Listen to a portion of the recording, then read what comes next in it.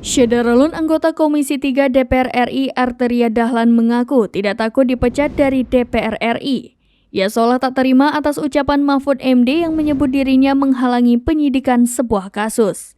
Arteria secara tegas siap mempertanggungjawabkan ucapannya jika memang terbukti menghalangi penyidikan.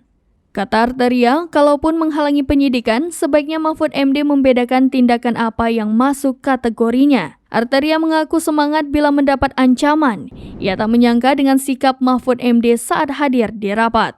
Arteria bahkan mengaku tak takut bila harus dipecat. Ia berkata setiap orang memiliki noda hitam yang disimpan oleh Allah.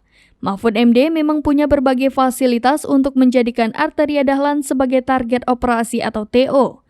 Sebelumnya, Menteri Koordinator Bidang Politik, Hukum, dan Keamanan Mahfud MD menantang anggota Komisi 3 DPR fraksi PDIP Arteria Dahlan untuk mengancam Kepala Badan Intelijen Negara Jenderal Purnawirawan Budi Gunawan dengan ancaman pidana karena membocorkan rahasia dokumen atau keterangan.